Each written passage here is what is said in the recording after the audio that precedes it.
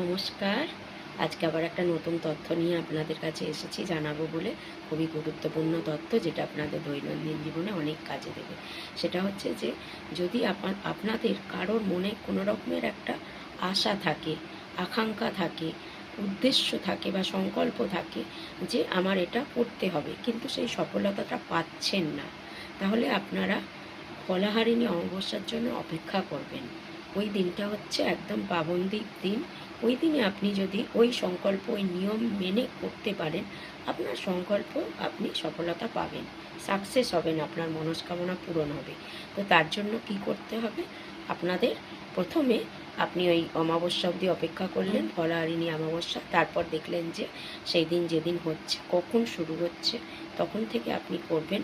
এবং ওই দিনে প্রথমেই করবেন কি, উপোস করবেন না খেয়ে। তারপর যখন আপনার পুজো পর্ব শেষ হয়ে যাবে, সেই দিন ফলাহার করবেন। পেঁয়াজ, রসুন, মাছ, মাংস কিছুই খাবেন না, ভাত রুটি কিছুই খাবেন না।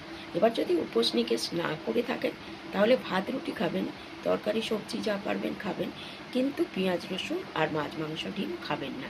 এবার নিয়মটা বলছি। নিয়মটা হচ্ছে যে, আপনারা কিন্তু ওই সময় যা যা ফুল ফল পাওয়া যায়, খুব ভালো ফুল ফল, তার মধ্যে কিন্তু আমটা অবশ্যই দেবেন। 5 রকমের ফল বা 7 রকমের ফল বা 9 রকমের ফল আপনি দিতেই পারেন, আপনার সাধ্য অনুযায়ী। এইবার আপনি কোন ফলটা সবচেয়ে বেশি ভালোবাসেন, সেটা আগে ঠিক করে নেবেন যে আপনি কোনটা খেতে ভালোবাসেন। এবার ধরে নিলাম তরকারি ভেতরে আপনি লিচু খেতে ভালোবাসেন, তাহলে মাকে কিন্তু সেই লিচুটা উৎসর্গ করবেন। এই কারণে যে, মা, আমার মনস্কামনা পূর্ণ হওয়ার পর আমি লিচু খাবো, এতদিন অবধি আমি লিচুটা আমি খাবো না, তোমার পায়ে উৎসর্গ করলাম, আমার সংকল্প রয়েছে বলে আপনি রাখলেন। পুজো টুজো দিলেন, পুজো পাঠ হয়ে গেল। এবার প্রসাদ প্রসাদ সবার মধ্যে ভাগ করে দিলেন, বাড়িতে এলেন। এবং ওই দিনে কিন্তু একটু দান ধ্যান করতে হবে, এটা মাথায় রাখবেন।